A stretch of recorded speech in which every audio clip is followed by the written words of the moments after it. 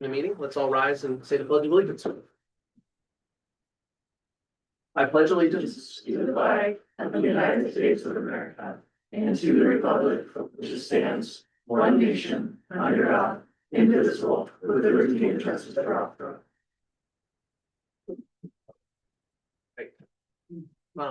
Before we adopt the agenda, there are two items from old business that we are going to push until our April 15th meeting. And so pushing those out, can I get a motion to adopt the new agenda? I'll make a motion to adopt the new agenda. I will second. All those in favor? Aye.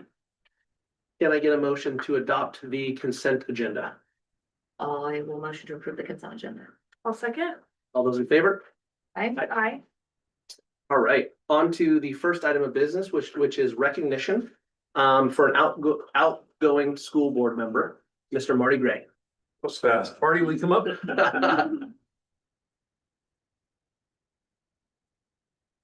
I'm gonna give you the benefit of unwrapping that. All right. So it is my pleasure and honor to recognize you for your service with Meridian School District. This is a plaque that says this Meridian recognizes Marty Gray 2011 to 2026. He'll hold it for a second for a picture. Presented appreciation for your dedication and devotion to serving the students, families, staff, and community of the Meridian School District. Thank you so much. Yeah.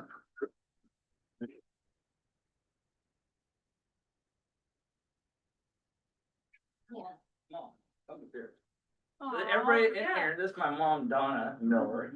Oh, 53 years ago, she dropped me off 2 doors down. he was a problem. No. That's why she goes to church, so she could.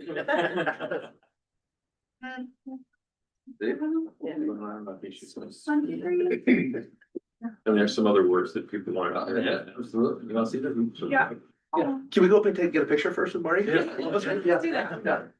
All right. Step back. Hey, you Yeah, stay. absolutely. Yeah. Yeah, you're part of the story. You can step forward a little bit. Are we doing, Yeah. are we doing it in height order? It's all good, yeah, good. Kurt, why don't you come? Yeah, They're eating me. Everybody. But so Kurt and I, we have been together since I started the board. I think he's the only administrator that I know of, right? We've been together. Huh? Here's the next one. That way, just a bit. No, I mean, no, you took a break, we're blue. In front of the TV screen? Oh, Good. Okay. okay, looking this way. Smiles, 1, 2, 3. Big smiles. Thank you. Perfect. Thank you, Mark. Thank you. Stay up for a second. Yeah, stay for yourself. Yeah. This is my Jack here.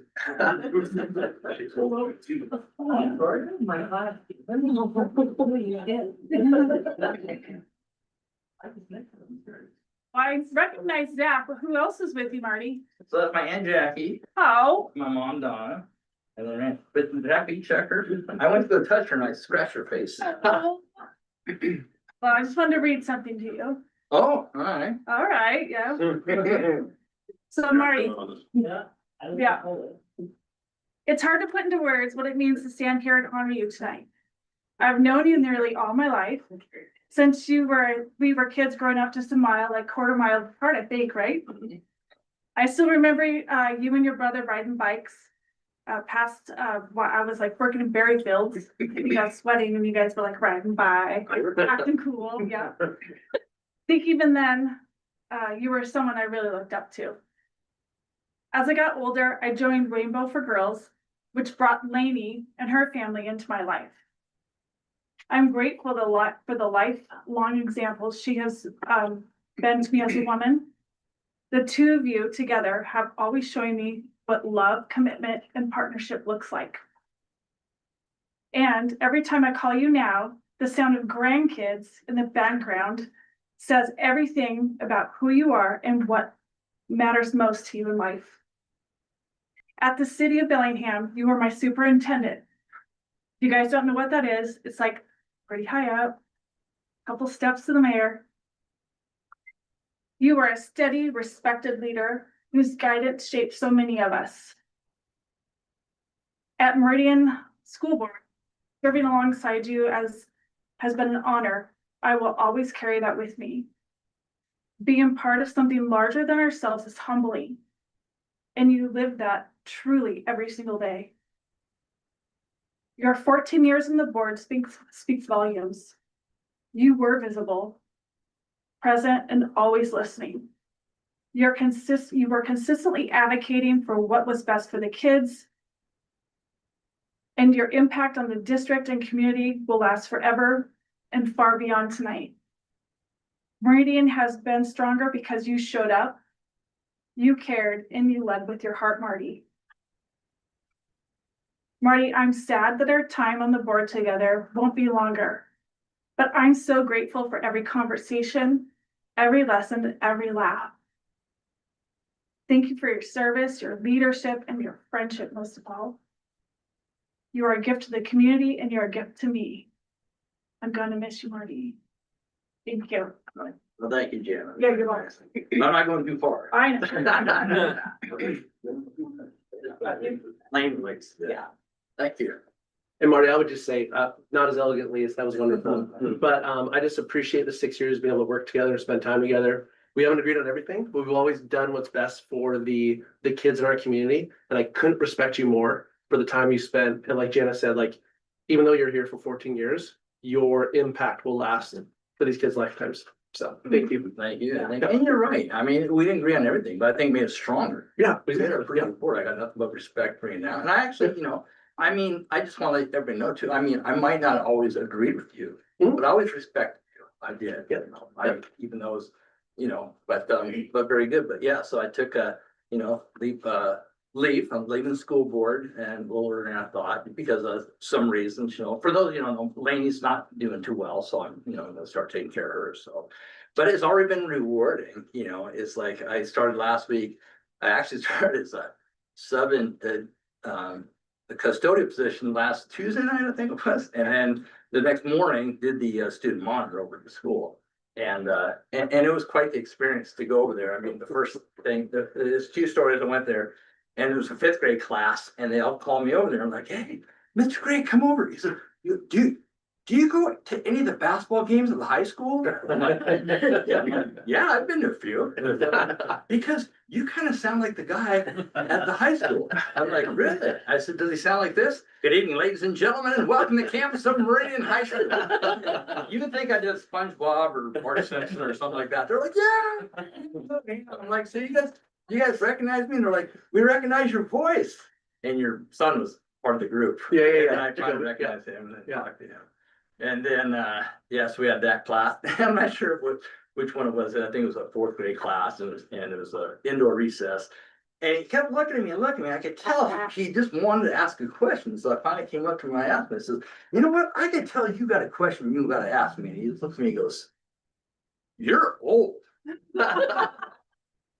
I am old. Thank you for noticing. But so anyway, what's so cool about that is like I got done, it's only 4.5 hour shift, but I was driving home. I was laughing, I'm like, I had a good day. I'm trying to think, when's the last time I had a good day at work? When's the last time that I went home like laughing, smiling, stuff like that? But what's so cool about it is over the years, being with Lainey, is like her always coming home telling stories. Now I get to tell stories. So, anyway, but I appreciate everything. I gotta go back to work. I'm working here in this building. If I need all of you to clear out. Just kidding. I got a little over an hour and I'm done here, but it's been an honor. We did some good work. Yeah. We did some really good work over here. So, Doctor, you can do great things and Cordes, no doubt. Like I said, you always look in black. So in navy blue and purple and all. You wear black. And then Dr. Harple too, I wish you nothing but you're gonna be great coming over, and I appreciate that you decided to step up and be the interim for a year. It means a lot to me personally and the board as well. So, and then all of you, I'm gonna see you around. Yeah, I'll see you in town. thanks, So I'm gonna Marty. get that. Thank you, Marty. Thank you, Marty.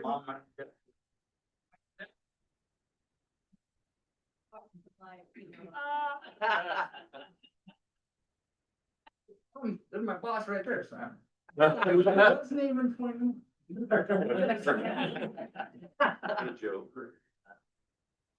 Thank you guys so much. Thanks, guys. Thank you.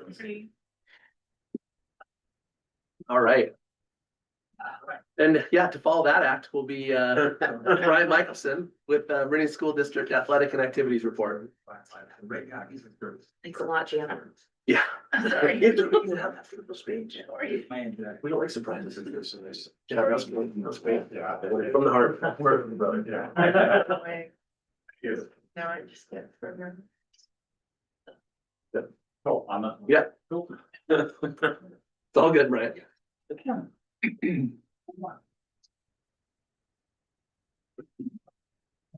How are y'all doing? Good.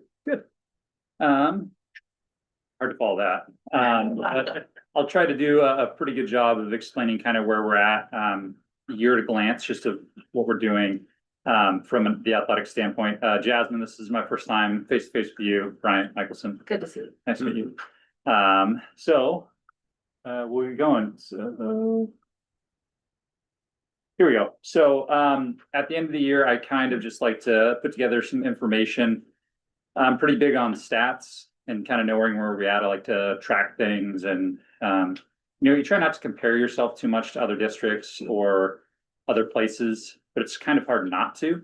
And when you're doing well, it's really hard not to. So, I right now, I really like to do that. So, I'll just give you a brief overview of where we are season by season, and then I'll give you some just brief highlights, and then I'll leave it open for anybody to ask any questions about anything that's going on or anything you've heard. So if we look at fall participation numbers, so overall we were down a little bit, but there are a couple things that kind of play into that. So we didn't field an esports team this year, and not because there wasn't any interest, but because we did not have anyone who is able to be the advisor for the club. So we usually include those, and that can be between 10 and 20 students. So that puts us up to like 170. Football numbers were down a little bit this year, but it was a really small senior class. So we anticipate that those numbers will be up. Girls soccer numbers will be back up. Volleyball is pretty consistent. Cheers consistent. Cross country is going to be right there. And that's combined girls and boys numbers together. Girls cross country state champions, no big deal. So we got a state champion in the midst. So very cool. First time in school history we've had a girls cross country state championship. Super awesome. Equestrian, we have students who go to Ferndale and participate in that. We had 3 boys who have participated in tennis, and we also had fewer girls participating in swim and dive, but they do that with Ferndale. That's something that kind of waxes and wanes. We get big numbers, small numbers, and it just depends on if somebody has experience swimming and then they're coming through Meridian. Because it's a sport that is off campus, that they have to travel, much like tennis, that they have to travel themselves to. We don't see large numbers. Now, if we had a pool on campus or tennis courts on campus, we'd see higher numbers in those areas. If you look at middle school sports, pretty consistent numbers wise. Fast pitch had 2 teams. The boys soccer number is actually pretty high. Usually we see that number in the 20-25 range, but we had a boatload of boys soccer players this year, and that is testament to the coaches that we have. Sydney Gospinovich and Peyton Lundy are just kid magnets. And the boys just love to come, and they have a great time. They wear like jumpsuits that are like pinstripe gold. Super funny. They're both great. And then football, also the numbers are usually a little bit higher, but I think that's also the class. Not a lot of kids are playing football in these classes. That's just 7th and 8th grade, right? Yes. Yeah, okay. We don't include 6th grade in these numbers because they don't technically play for the school. Yeah, And then cross country numbers, what it doesn't say there is there's only actually 1 boy who's participating in cross country this year, and then 15 girls. But that's because you have really popular sports like football and boys soccer in the same season. So this is a pretty consistent trend. Not a ton of boys running cross country, but then by the time you get to the high school, some of those boys who played soccer or even played football will transition to cross country, and so it levels out. If you look at winter numbers at the bottom, middle school numbers were up by 1, high school numbers were down a little bit. And that is just kind of boys basketball. We didn't have a C team this year. Kind of an interesting group. Again, very small senior class. So that was a little strange. Girls basketball for the first time since 2004, 2005, maybe. We had a girls C team.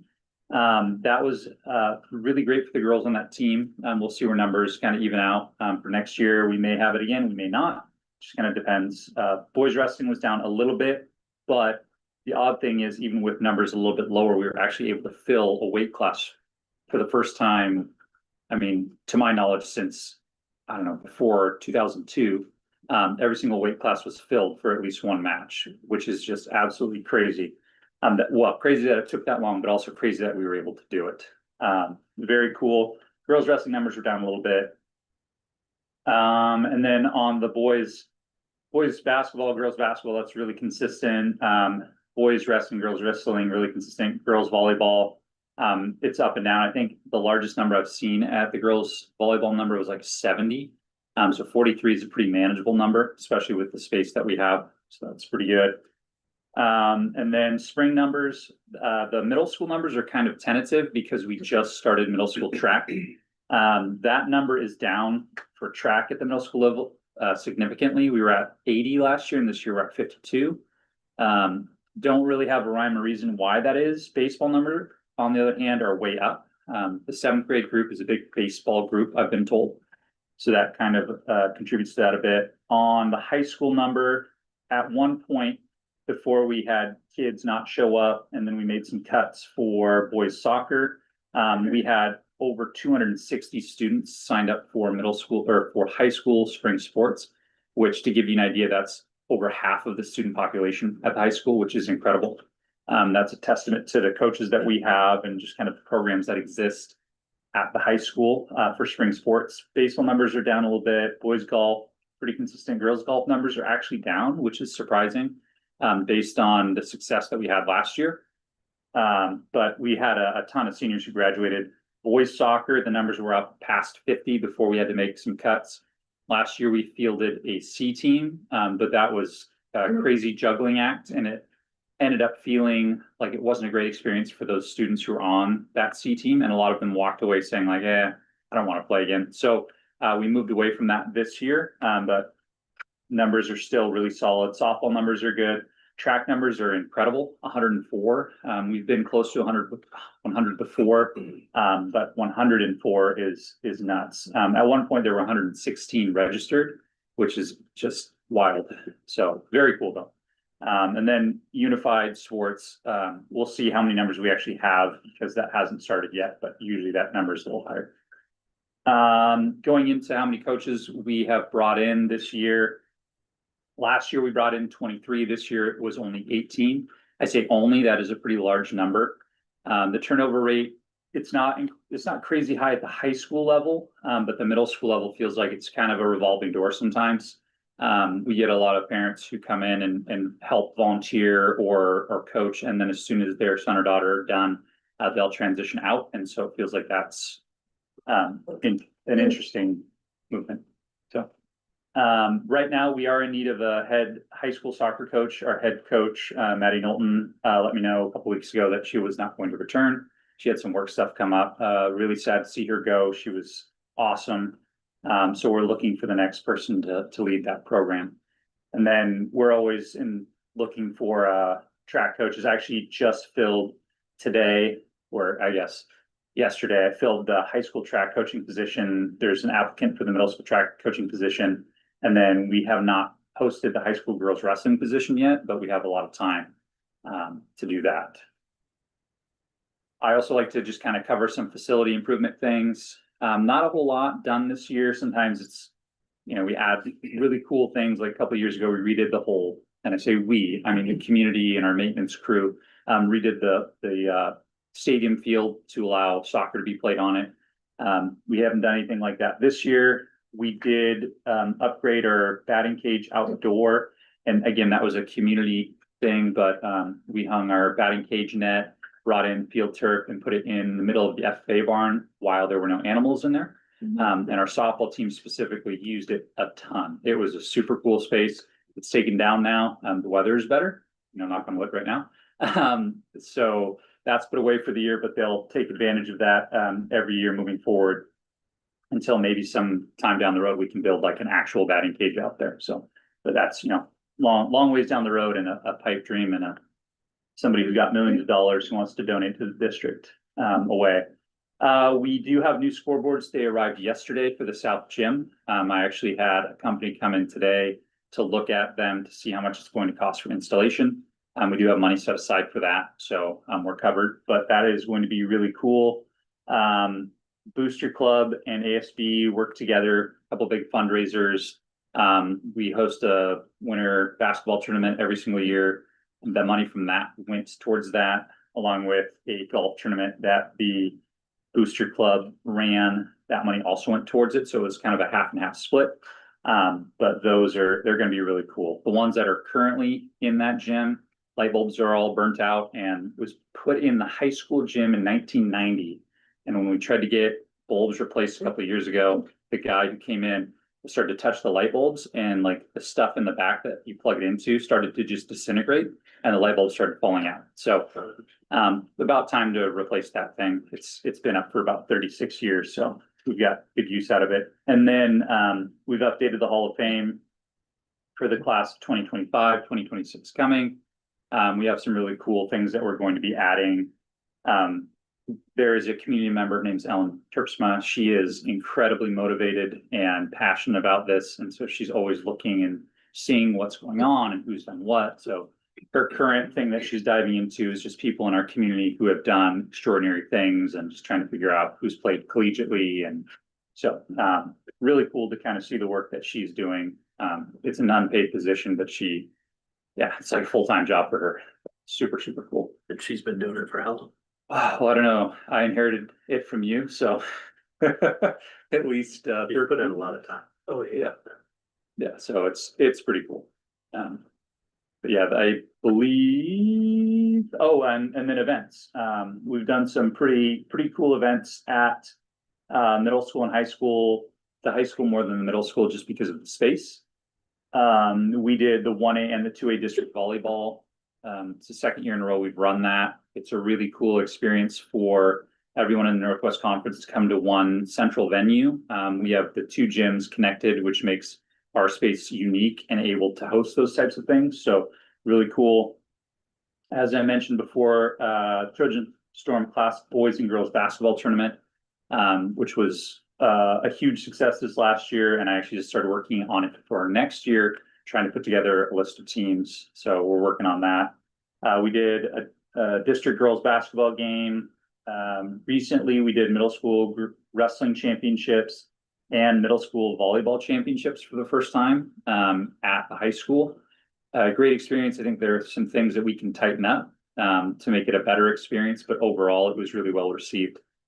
Very cool to see all of our kids competing, and actually we used it as a fundraiser for our middle school, and we were able to bring in some money into our ASB here at the middle school that is really, really needing funds. So it worked out really well. And then the last thing I assume that we're going to be running is the by-district baseball tournament that the athletic department runs at Joe Martin and Seahome for 1A District 1-2 baseball. So outside of maybe anything else, that's kind of it. So, yeah. Does anybody, have any questions about any athletic things? I'm here to answer any questions or activities or custodians, or facilities. I think before anyone else comments, you also need to know that in our compaction of duties, Brian took on the custodial supervision as well. So the success of all the students, and that's a really great marker to see how well we're doing for students to keep coming back and saying, hey, be involved in what's happening here. And to also manage the other, it's excellent. So Brian's been doing some good work, and has Good alignment with also doing facilities and having, it's good. But I think I just want to point out the continued success of athletics with taking on an additional role. Is that's Thank you. It's a lot of leaning on other folks. So, I mean, props to Gina Heslop in athletics and Kelly Gookstetter in the main office and the lead custodians to kind of guide me through it, and Jay while he was here to help what that should look like. So. In the last couple of years, I mean, you have the state championship in cross country, we got second in volleyball this year. Last year we had a golf state championship, so 50% of the kids turning out for a spring sport, I think is amazing. I know we get to interact quite a bit with like gym time and stuff like that, NYS and everything, so just thank you so much for your grace and working with everyone and trying to make sure everyone has a spot so that all these kids can, you know, get out and exercise and do the things they love, so. Yeah, well, I appreciate the grace on the other side too, because it's not always perfect and there's always like, shoot, that should have been handled differently. And there's always room to grow and learn on my end. So we're always looking on ways to improve. But also we're hoping we're on a heater with the state championship. So maybe we're gonna just keep going on that. So we'll see, TBD. It's really good. I'll take it. Yeah, thank you. Brian. Thank you.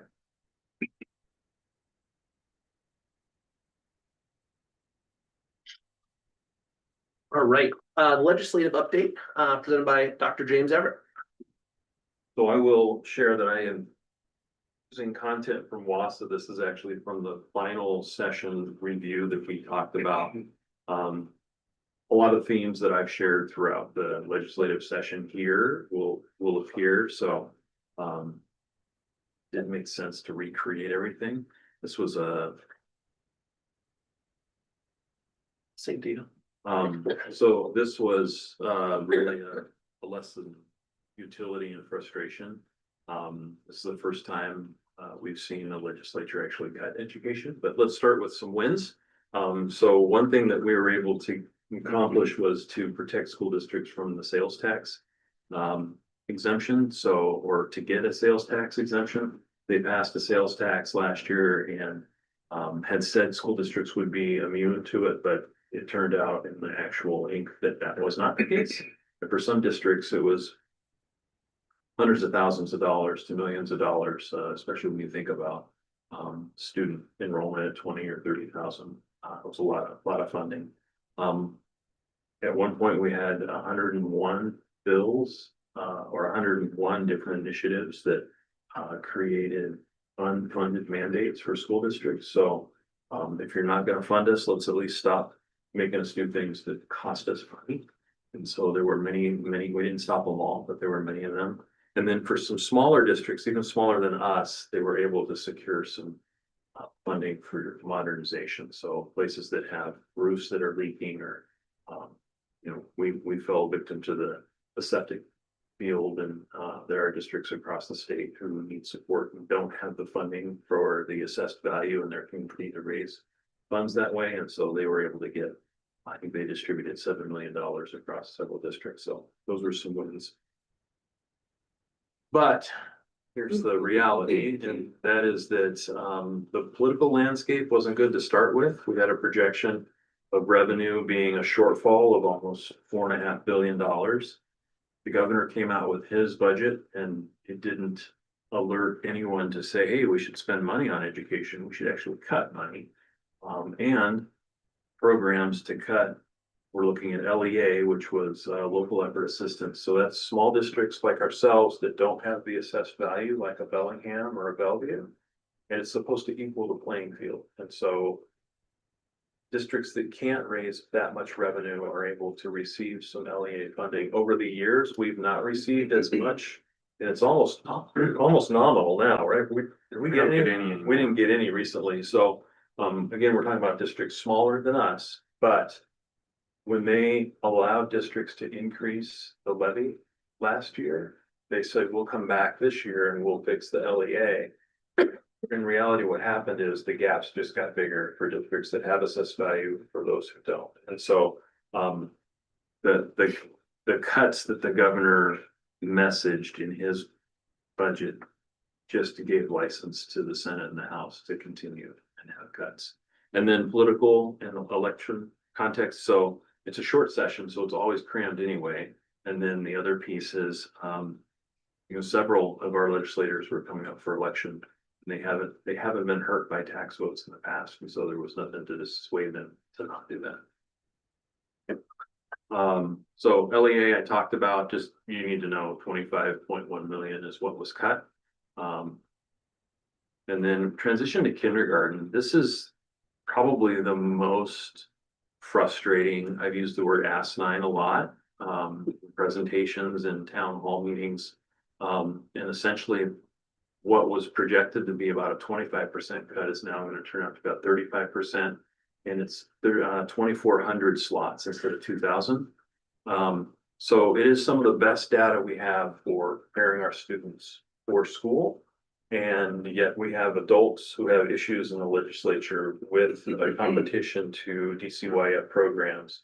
And what's happened is they have put a big bullseye on TTK to kill it for adult issues, which is really making students in our state suffer. So we know we don't hesitate as a system to enroll students at 18, 19, or 20 years old in remediation, but at a much higher cost than it would cost to educate a 3 and a 4-year-old and to stop those things upstream that would cause someone to be remediated.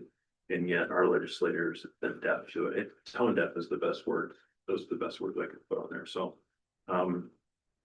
TTK took a big hit this year. We anticipate it'll get hit again next year. We're going to meet with WASA, Christy, Dominguez, Dr. Dominguez and I. We're going to meet with WASA and have a conversation about how to approach this in the interim. And what we're thinking is we need to motivate parents to get involved and start voicing their opinion about what's happening, because families don't have options for their young kids. So more to come on that.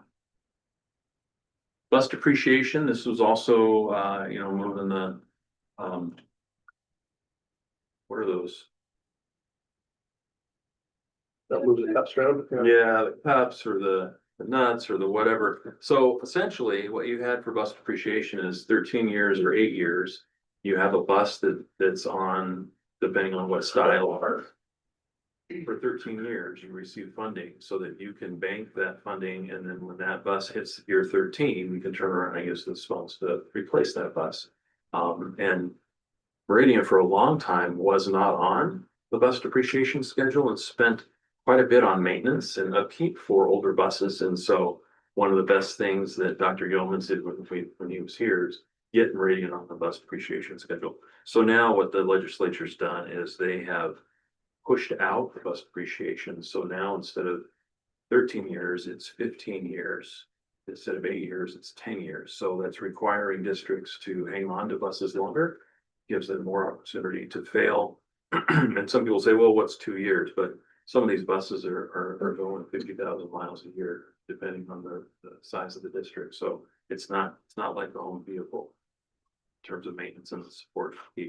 And then any funding that you had as a tax relief because you had a zero emission or electric bus has been eliminated and more difficult. They used to be you get the cost of the depreciation and the cost of getting it. Now you only get the cost of depreciation. Is that right? Is that what you understand with the bus? Yeah. With the electrical. So the incentive to get an electric vehicle now is gone. There were grants before. Yeah. So if you got an electric vehicle, you get some grant funds, and still collect that depreciation over time as an incentive. So they closed that up. So with respect to the bus depreciation, it gives a one-time benefit to the legislature to be able to push out depreciation values for 2 years. But after that, it's just going to go on a rotation again. It's not going to benefit anything.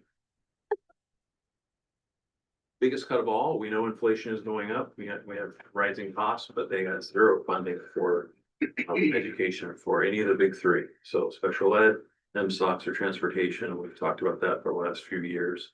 And so what we know is that the budget plan went up a bit from 79.4, it was 77.8. And then we still have a shortfall of 878 million that they're going to tap into the rainy day fund. There's there's a lot of reliance on the millionaire tax that's supposed to be coming out. Isn't gonna happen until 28, 29. And even there is no dedication, no dedicated funds to K-12. It's all going in the general fund. So they had an opportunity to create a space and protect it, but they didn't do that. And these are things that didn't pass. So any funding for MSOC, these were bills that were provided but died. Transportation safety net, much like special ed safety net, levy equalization, SEB for part-time employees. So additional funding for benefits, helping districts stay solvent. Tort reform, we talked about the high cost of the risk pool and insurance support, and one of the reasons Washington's in such a bad place because they don't have tort reform. And then a full cell phone ban, and then a shift. We've had this almost every session for the last few sessions, and that is to make apportionment get pushed down into later part of the year so that it goes into a new funding cycle, which is also only a one time, but then it really straps districts who don't have cash flow because they won't receive their funding when they need it. Yeah, fantastic. So what we have right now in the next 300 days is to try and position ourselves, reach out again to legislators, find out what they're looking at for priorities, thank them for at least a few things that we had, and then try and get them to be in a position to act. That's where we're at. Frustrating. Do any of these cuts affect the skills center, kind of where we're at in funding and where we're at in line and all of that? Well, my fear is, yes. So when you have districts who aren't getting funding, know that costs are rising, they're going to be reticent to having students leave to a system that's going to pull their FTE. So when we send students, we have a pretty strong philosophy that more experiences and opportunities for kids are better for our students, right? Not everybody looks at it that way. And so what I would perceive as short-sighted, they contract and then they try and counsel kids to not go to a skills center or to a running start because that takes funding away, but it also limits their students' ability. So not directly, but indirectly, we could see that. The other piece is the capital budget is where we would get funding to build the skills center. We have a capital facilities plan, which basically has a design of the skills center and has a C100 that talks about all of the construction pieces for it. We need to update that, and I need to talk with the other superintendents in the county. And what I need from them is a commitment that they actually will support a skills center. Because if they're not going to support the skills center, it doesn't make sense to go to an architect to have them update the C100 and the capital information. So it could possibly put things on hold for a while. That's real. Hadn't we gotten letters from them like a couple of years ago or something like that? Yeah, those. But not everybody. No, we got everybody, Oh, we did. everybody agreed, but then as time goes on, we're still beholden to the legislature to fund it, right? We can't levy it and we can't bond it. Yep. And I would hesitate to go to our community and say, hey, we need $60 million to build a skills center, right? Especially when it's serving students from around the region, which is great. But it should come from the state legislature. Yeah. They need to commit to do that. Yeah. Right. And the other complicating factor is you have a couple other places in the state want to build a skills center, and they've raised 10 or $20 million to go to the legislature and say, hey, we have money, right? And there are 17 skill centers in the state already, some from 1960s.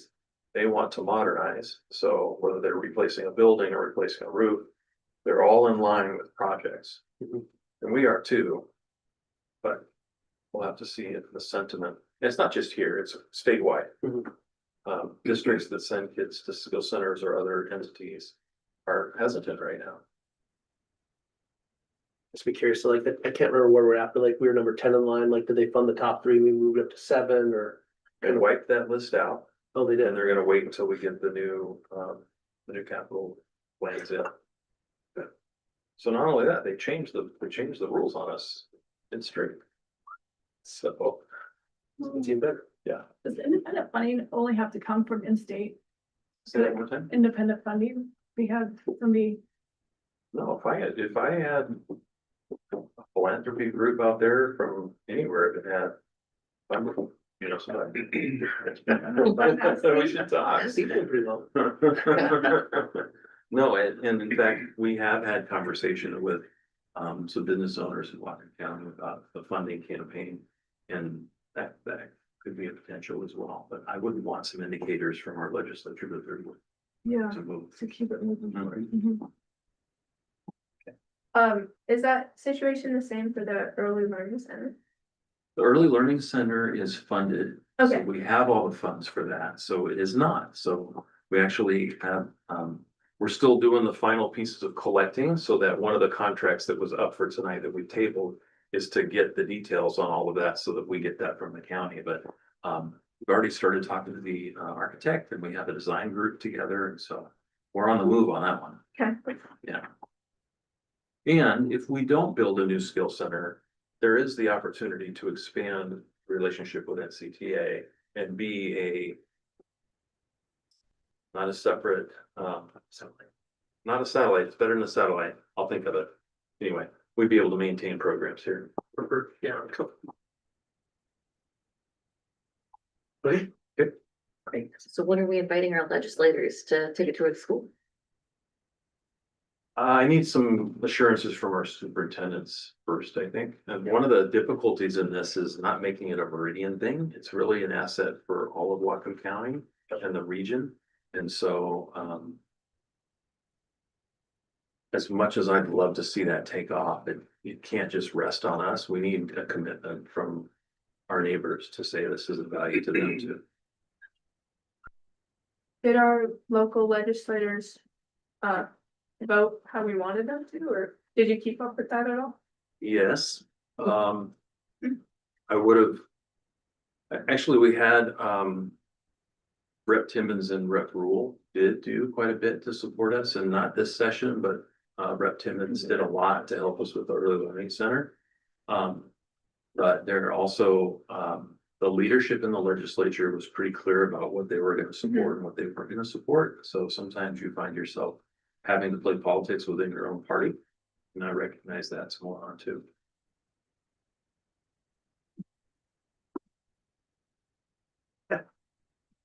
Sorry for that.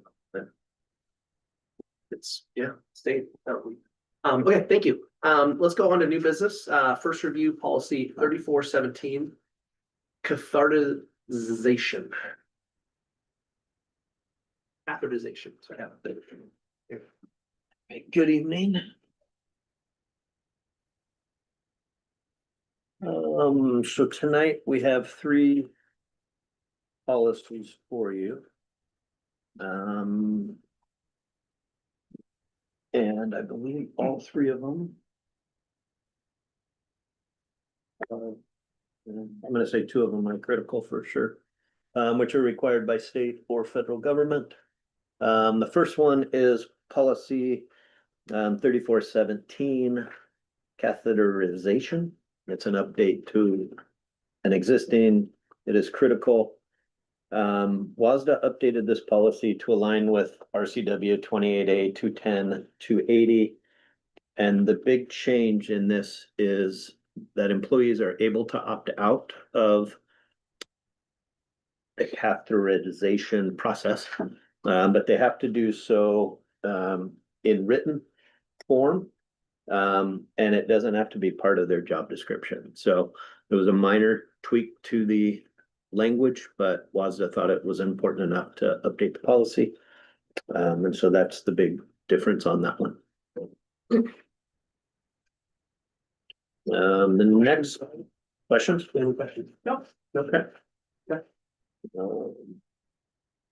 The next policy is 3424, opioid related overdose reversal. And WASDA revises policy to align with substitute Senate Bill 5804. And previously it gave, the previous language in the policy was districts over 2,000 students had to have this reversal medication on site. I think it's most well known as Narcan. But it had to be on site for those districts over 2,000. In this update and based on the substitute Senate bill, it said every district has to have it. And so we've maintained it and we did it prior to the update. It says a few things else in the language. One is that students are able to possess Narcan and there can be no discipline against them. The state believes it's a safety for students and staff, and so it's okay for students to possess them. It also talks about the need to bring in and use an AED for any instance of respiratory arrest, as well as having CPR AED trained staff participate in the response. So if we have a situation where we are responding to an overdose, having the AED on site as well as trained staff available. It talks about emotional support for students and staff after an incidence of an overdose. And we saw that the other day in an unrelated event, but we had a student have a seizure. And if you haven't physically seen it, there is an impact. And that the paraeducator who supported that student was pretty impacted afterwards. And so talks about providing support for students and staff in that situation. And then it also allows the district to store Narcan in the secured box for the AED. And so in our AED boxes, we have another smaller envelope or container where we have Narcan stored in there. We have, in talking with our nurses, we have 4 doses at each school site. We also have 4 doses in the transportation, in maintenance areas. And we are working with the ESD. Previously, we would have to purchase each dose. But through the ESD, we are able to receive Narcan. And we just let them know how many we need, and then they provide it to us. So, and in checking with our nurses, all staff receive training. All staff who were present on those days received training at the beginning of the year by our nurses, and our drivers also received the training. Questions on this? Is it taught in health class how to administer? Eden's taken it more recently than Yeah, they talked about, no, not really, because we have Roberta who's always like Mhm. just kept things Narcan on him, and he talks about using it, but like the teacher, none of the teachers. Yeah, we ever never actually got any sort of demonstration. Yeah. It can be good to do. Would you feel comfortable, like, just as a student, would you know how to do it? I mean, currently, no, Oh. but I'd be helpful. Yeah. Yeah. I had a question about, this like self-caring individuals part, Mhm. like showing proof of training. So like, if a student had Narcan, Mhm. they would have to show proof of training, but I don't know, that part just confused me because students are just allowed to have it, but they're also like self-caring, so they have to have this licensed proof of training. I don't know, I was just confused about that. Okay, I'm looking for the It's- language. Yeah. In the procedure, it's at the bottom of page 4. Firstly, bottom of page 4. I think one of the good things about Narcan is it can't hurt. Yes. To have it done, Yeah. even if you're pregnant. Like, it's one of the drugs that can't harm you. So even if you have an opioid and you have it administered to you, it can't harm Mhm. having it administered, if that makes sense. Yeah, Because of the receptors of what it's trying to knock it off of. So it's good. It's the best thing to have happen as a first offense, if you happen to think it's happening. And the procedure talks about individuals who have been directly prescribed from their doctor. yeah, And but then right down and below, then talks about self-carrying individuals must either show proof of training as verified by registered professional nurse or contracted by the district. And then these self-carrying individuals do not count toward the designated training responders. Hmm. So I asked if we had any students, if the nurses knew if we had any students, and they said no. But if we do, I'll go back to the nurses and just verify that portion and then get back to you. Well, we have student monitors during the day, We Okay. have, like if We- it's high school-ish. Let's go there first, do we have student monitors at the high school? Yeah. cause even if they carried like a fanny pack or something that Hmm. carried it. It'd be a quick way to, if they had those, when they had to administer. Mhm. It's a fast way Fast way to do it. to help Yeah, and if they were trained. if they were trained, and we have them in, and I also talked with the nurse about this. Talked to them about they're centrally located, so main building, it's right outside the office. I think there's also some in the nurses station and then in the athletic area. It's in that central, so people would have access to it fairly quickly. Yeah. And are you asking student monitors, students? Like Yeah. hall monitors type? Like, I don't know if like it was their job and they grabbed like the, Oh, okay. like on the Fanny pack, monitor. yeah. And inside my pack is a Narcan, or even an EpiPen or whatever, and. Inside there is, I've been trained how to, it's just to stick it or snort it, it literally is. Yeah. And it goes, there's really no. So we don't have those. But it might be but- something kind of quick, even if you were outside or, And I did ask, because I was thinking that same thing, or I did ask, does the ESD have a limit for us? And from what I was told, we request some and then they can provide it to us. So Yeah. I'm thinking out in the greenhouse. I'm just thinking of places to make it available Absolutely. for the baseball team, softball team, track when they're out on the field. Mhm. So I'll work with our nurses on that. I think we talked about this last year too, about the health department, we give them free. And they're in every tree in the park, stapled. No?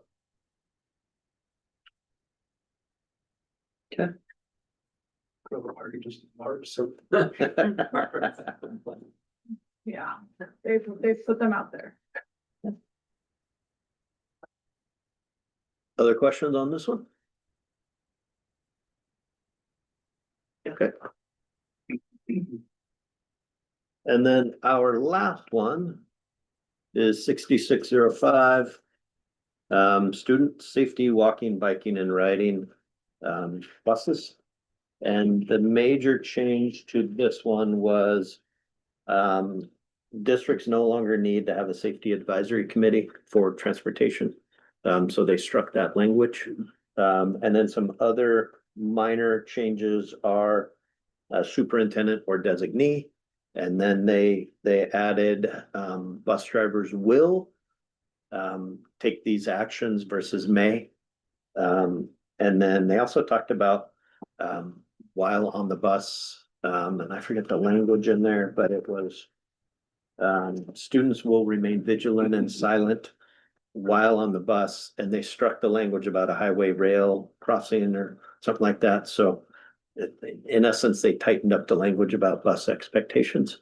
And we don't have very many students who, we're not in a district with sidewalks. We have I don't believe anybody very few students walk to Irene.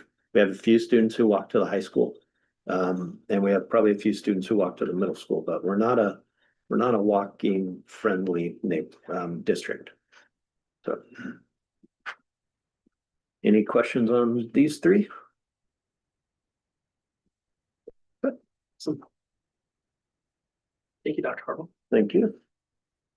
All right. Moving into finance report. We have budget finance report with Daniel Jordan. Hi, everyone. Good.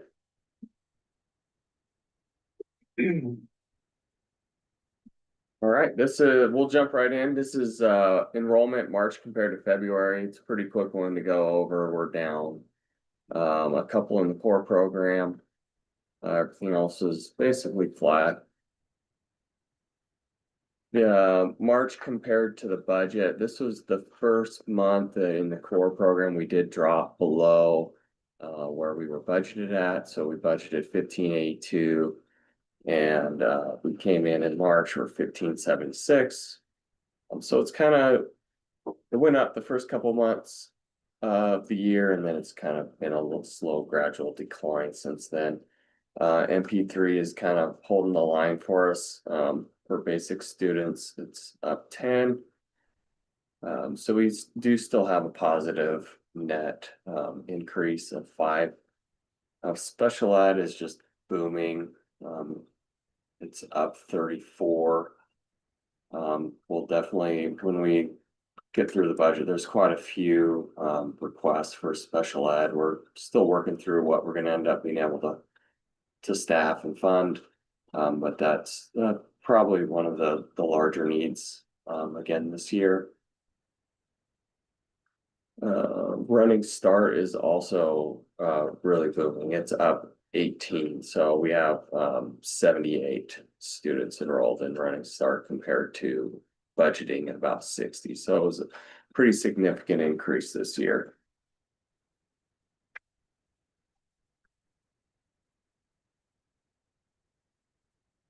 This is the budget status report or budget projection report. The revenues are not a whole lot to point out there. In February, we received 9% of our allocation for all the apportionment related revenues. Beginning fund balance is 3.2 million. Total cash receipts in the blue were 2,790,000. On the expenditure side, we had another higher salary month. So again, we had an employee leave and we split their vacation buyout over 2 months. So it is an equal portion in January and February. February is also the month that employees who have over 180 days in sick leave can cash out any time over that, and they can cash that out at a 25% rate. So basically for every 4 days they have, they can get cashed out for one of them. That's in a state law for all school districts. So that happens every February. Under accounts payable, it was a higher accounts payable month as well in February. We had our fall Running Start payment to Whatcom Community College. That was $237,000. That's really the biggest ticket item in there. Pretty expensive utility payments going out in February too for gas and electricity. If you look at the bottom, we're halfway through the year and we've spent about 47.5% of our budget. So we're still tracking positively on the expenditure side. Ending fund balance is in yellow, 2,913,000. Questions on the general fund? That's all, being low below is awesome, so. Yeah. It's gaining ground. Yep, we're watching it closely. Can we talk about the special ed enrollment for a second? Yeah. I think we kind of knew that was gonna keep rising. I think Erin kind of gave us some indicators about that. At what point do we start to need to increase our staffing? Working through that now. Okay, Now. and, okay, and. All right, I guess maybe that was our question about that, and. We're not getting more funding from legislature for that. No, you get funded based on your enrollment, so there's no new funding, but as you get more students, you are getting more money. Okay, it's just not extra, Right, it's not making up the deficit. right? I think the only way we really survived this increase this year is, if you look over the last 5 years, we've kind of had a trend of increase enrollment in special education, and we were seeing each year we'd have the most post-budget ads, which is anything that we any staffing that we need to add mid-year because we have higher enrollment or higher needs. that's classified as a post-budget ad, and there's a whole process that we go through to get those approved. And we found that we were having, pretty significant post-budget ads every year in the special education department. Last year, when we budgeted going into 25, 26. We tried to stop that trend and add quite a bit, but we added some capacity for special ed, so there would be a little bit of room for growth. Where in years before, we would say, okay, well, we've got some one-on-one students that have their, a student that needs a specific educator, and then, some of those students would either go out of the program and not need it anymore, and so we'd say, okay, we can reduce one paraeducator, and that usually they would shift somewhere else within the system. Well, this last year, we said, okay, well, realistically, how many do we think we're gonna have? And we did that in every aspect of special ed, and that helped us quite a bit. Not to say that the system isn't heavily taxed right now, it is. And, out of, we got quite a bit of requests all across the district for, increased needs and staffing. And, if we're working through the process now, but I would say most of those that will stick will probably be within the special ed department. So what Is that point, fair, James? yeah, so at what point do we say we don't do a post ad right now because it's so close to the end of the school year? And we juggle what we have, and then we wait until next school year to see what our real numbers are, and then reevaluate our staffing. That's the process he's talking about. So Yeah. when we're going through requests, it's in anticipation for next school year. Okay, When we do a lot of juggling, we have special education teachers who have increased caseloads because they pick up more students throughout the year. Or we pick up an additional para to help facilitate, or we shift programming. So we do a lot of that. And what Daniel's saying is we're doing a better job of trying to anticipate what those needs are before we have to add it to the budget, which helps, but adding 34 kids, that's a whole classroom. that's a whole classroom right now. Right, but you don't have the distribution all in one building, it's across the district, so we have to anticipate the whole district. Thanks But for that's that, exactly what you're talking about, Yeah. is what we. thank you.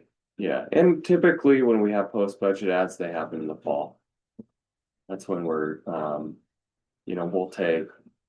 we'll talk to all the district leaders and see what their needs are that were unanticipated, and then we take all of those requests and we're prioritizing them, and then we're seeing how much funding we may have available, if there is some additional enrollment. And then we're kind of allocating those resources to the highest needs. And that process typically happens in the fall. And the difference Daniel's talking about is, remember, this will be our 4th year of consecutive cuts. And so we have staff, special ed and others who are really taxed because their loads are higher than what they're typically used to, or they don't have the funding for the things they need to do to be able, or the costs have increased. So it compounds, right? But what Daniel's describing in terms of anticipating, I know we passed budgets years ago, like 3-4 years ago, where we might pass the budget in June, and by the end of July, we had post-budget ads already. We knew we were getting increased enrollment coming in. We need to bring someone in. Lots of times we'll wait till September to see the whites of their eyes to know that what we had anticipated for enrollment is actually going to materialize. But by not having to do that, what that does is that allows the system to be able to really navigate and manage the kids with what we have, which has been helpful. I think we didn't get an ad until October this year. So, Yeah, we've gotten really good at budgeting, and I think that's why the district is financially healthy. More like supply and demand. Yeah. Alright. There was one more thing, we did purchase our 3rd bus for the year, it's 167,000. We have around 115,000 left in our transportation vehicle fund. And we're expecting to get another 365 at the end of the year. And so we're kind of with the depreciation payments changing now, they're extending out 2 more years. We're kind of reevaluating what our bus replacement plan will be. So I'm not, at this point, I'm not sure how many buses we'll be buying next year. It might be more of one a year. We're gonna have to essentially extend that out and anticipate some additional costs for repairs and maintenance and such. And having a really, really good mechanic. Which we do. Yeah. That Marty? Hmm? Is that Marty?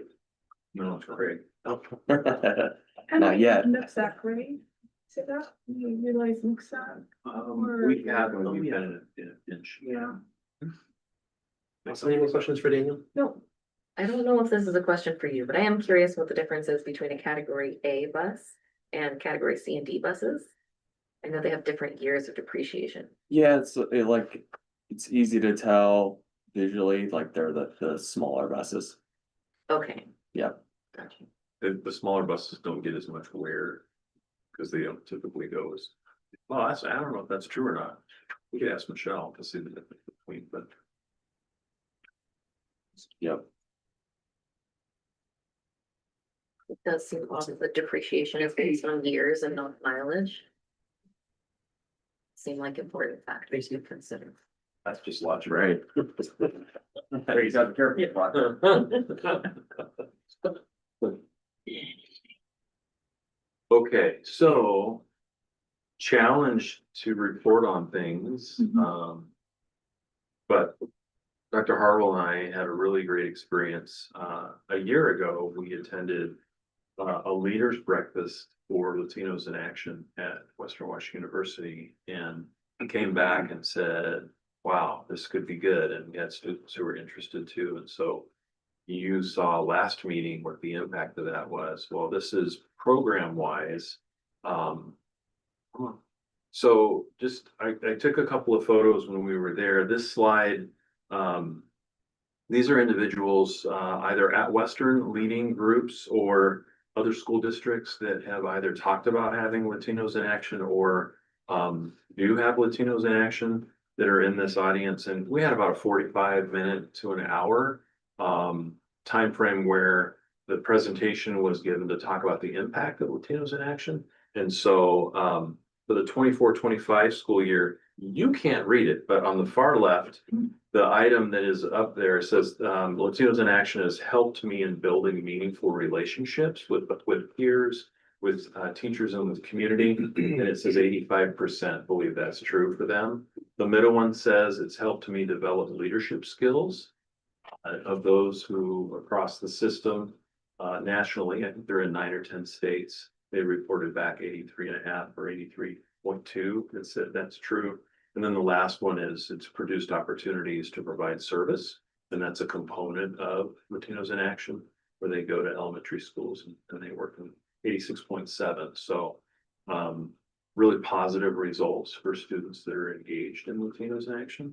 And then this one is the description of talking about the Latinos in Action pipeline.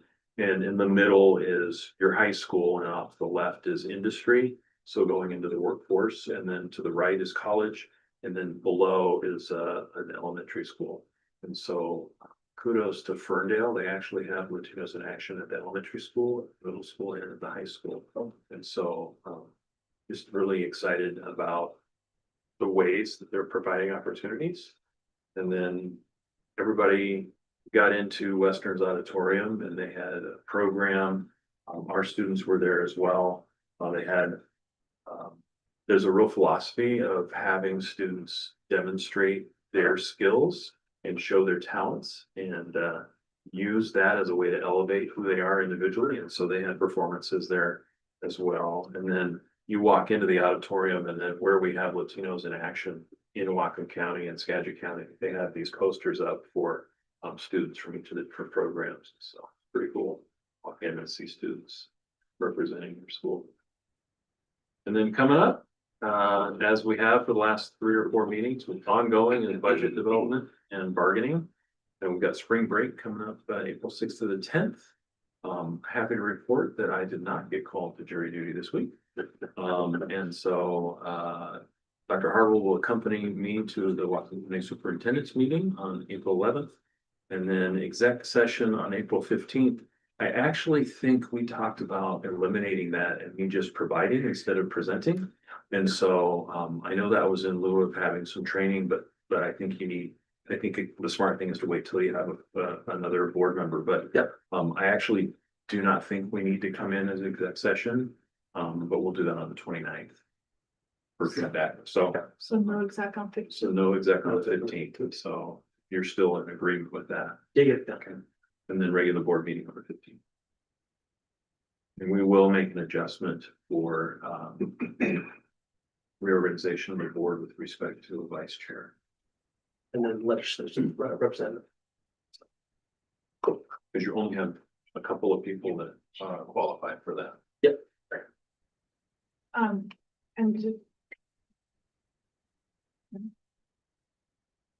That's all I have. Question? Nope. Alright, do we have any information from our student board representative? Next week, we have a student advisory meeting and we're gonna revamp our shared voice booth. So, I mean, in the past, it hasn't been as successful because we like would set up a table and nobody really wants to go out in the middle of their lunch. So we're gonna bring it to them and like put stuff at all the different tables, so it's easier. Nice. And then at that district advisory meeting, we will talk about. One of the things that we will talk about will be what other schools have gotten from their share your voice booths, because I know MP3 does a pretty cool one. I remember Michelle talking about it in her presentation. Yeah, gonna start laying the foundation for next year. Eden needs to find a student representative or another school board rep. With ASB elections coming up. And then we're gonna work on creating an onboarding process for that representative. that's your advisory meeting, what day and time? Maybe next week Yeah, it's Wednesday at the high school. during T3. Is it during Tuesday? I thought it was at noon. Oh, is that noon? We had to change the time around because we have a track meet later that day that we have to leave early for. Are we allowed to go now? I'm gonna check and see. Okay. They are correct, it's at noon. And it would be great if you guys, We could come. yeah, pop in there for a little bit, see how it works. 2 or less. At first, we're nervous that we weren't gonna get like a ton of feedback from students or like that they would be nervous to share with everyone. But after our first meeting, like we actually went overtime and everybody wanted to Yeah. talk, so it's really cool. It's Get a good. lot of information. Great. And then you were able to make the ESD meeting. Oh, yeah, Heard. You want to talk about that? yes, It was on 20th. I can't, yeah, I was trying to think how long ago it was. I got to attend the ESC conference or like our little retreat, which is, it was like school board reps from kind of like Northwest Conference, I guess is the best way to describe it. Very productive conversations there. I remember going last year. It was really fun. It's cool. Meeting people that you know, like WAS is obviously an incredible opportunity, but you know, the ESC is a little bit more concentrated. It's a little more local. Which can make it almost a little bit more relatable. We got some interesting or some good resources. That's kind of where I was like coming up with the idea of creating like an onboarding process. There were a couple of other points from that conference that, you know, put down in a note sheet, ready to share it to student advisories and kind of implement that into the work that Eden and I do. But yeah, great experience. Hopefully Eden can make it next year. Yeah, sounds good. Yeah, any questions for us or? Questions? Oh, it's great. Awesome. Thank you. Thank you for the work that you do. Yeah. All right, any information from board directors? I did see that we have our WASDA or our district District 1 is Uh-huh. coming up on the 30th, I believe. in March 30th. Arlington. Mhm. And I think that Ms. Neva should go. That would be great. That's April 30th. Right? So no, I think it's March 30th. I'll double check and then have, maybe it's not, I'll have to look at it. So Monday or It's a Monday, yeah. I'll double check on that, but we will need to get tickets for you, so I'll send out a message to see who has interest. Okay. Yeah, so we'll have to register. I'll double check the time. Okay. If it's March, I think. The sentiment's still good if other people. Yeah, it's really fun. I went to Friday Harbor one and it was really cool. It's just really good to go.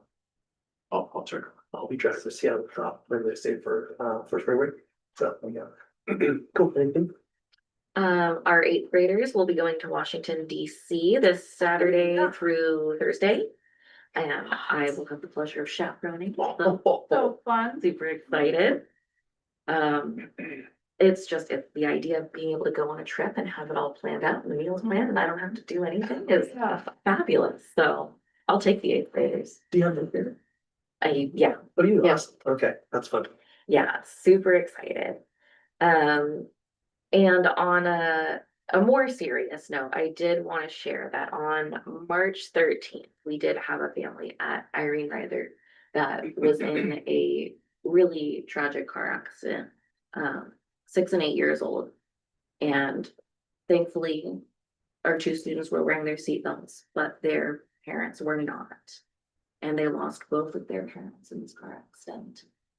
And I really want to appreciate Mr. Dawkins for working quickly with staff and making sure that we had support ready to go on Monday morning. When everybody got back and the news dropped. So thankful for our staff. Okay, can you speak more to that?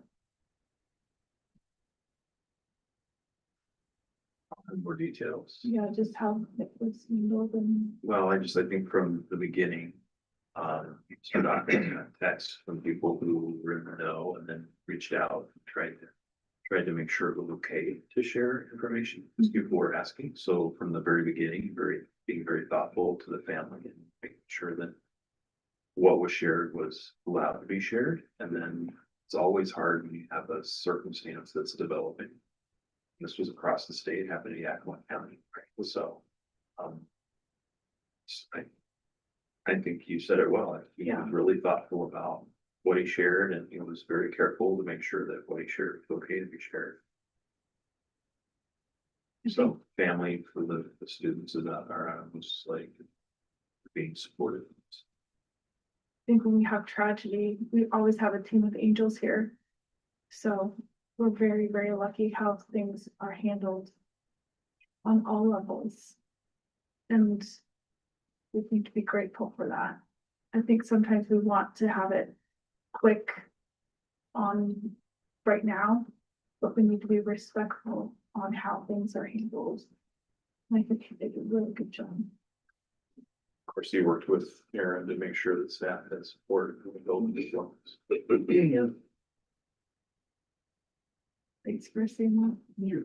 Yeah, kudos to Mr. Dawkins. I mean, he really goes out of his way. He even makes phone calls to students and wishes them a happy birthday. So he's got a really close connection with these families and it shows. Good. Okay, I can tell you, District 1 meeting, April 20th, we were both wrong. April 20th, it's 6 p.m. to 8:30 p.m. in Arlington. Okay. It was Arlington, cause I could go shopping You're at right. Arlington Hardware. I You're knew right. that part. Yeah. So what I will do, since we have time, I'll have Angie reach out to all of you to see if you have interest, desires. Again, And it's Should like a be. PM, it should be, 6 PM to 8 PM. yeah, 6 to 8:30, Oh, you know, 6:30. 6 to 8:30. Yeah, and then, if we're gonna have more than 2, then we should create a special meeting so that. Check the. Awesome. Right. With that, we will adjourn the meeting and sign official documents. Thank you. Yeah, I could go to that.